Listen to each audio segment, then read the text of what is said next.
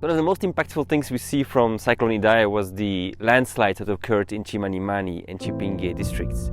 So UNESCO, as part of the Zimbabwe Idai recovery project funded by the World Bank as well as UNOPS, is working with communities to identify potential solutions.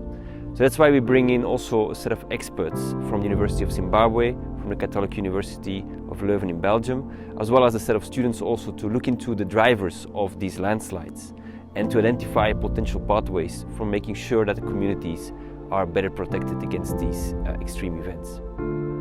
The project is trying to do a multi-focus approach to this issue of disasters, and it tries to look at several elements. So this element is looking at landslides. We're trying to understand the reasons why they're happening, but we're also looking at floods and to see if we can also identify pathways to reduce the risk of floods, as well as climate change and seeing how climate change might make things even worse. So trying also to bring all that knowledge together and make a puzzle of all the issues that need to be solved together.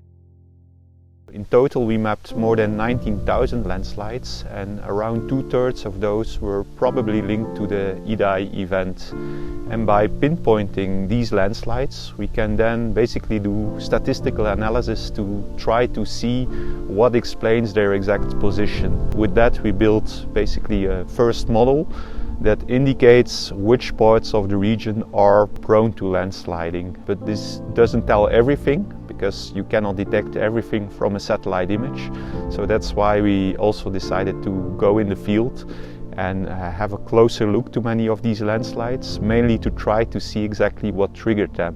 Some might be due to Idai, some might be older, and figuring that out is very important because it helps us understand why or what amount of rainfall you need to have such kind of dramatic events.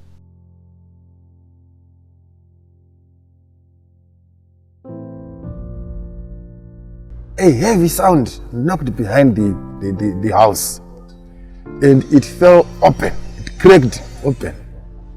Then a lot of mud with water and debris pushed into the house, and I was pushed against the wall.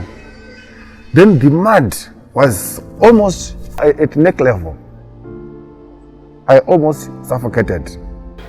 When I woke up, I just saw water inside the house and some mud. And when I opened the window was covered by mud. I couldn't see outside.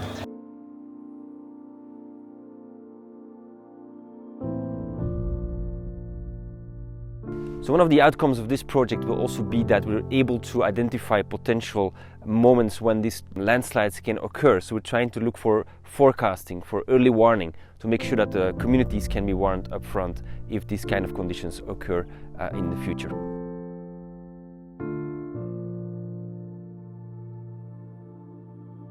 Okay, we're trying to look at how we can build a framework that can be longer lasting, where we try to build a bias reserve for this area, in which of course disaster risk reduction is a key element. So this is why we build bridges with all these entities, so they can bring in their expertise and trying to build a society which is more robust and more resilient against current and future climate shocks.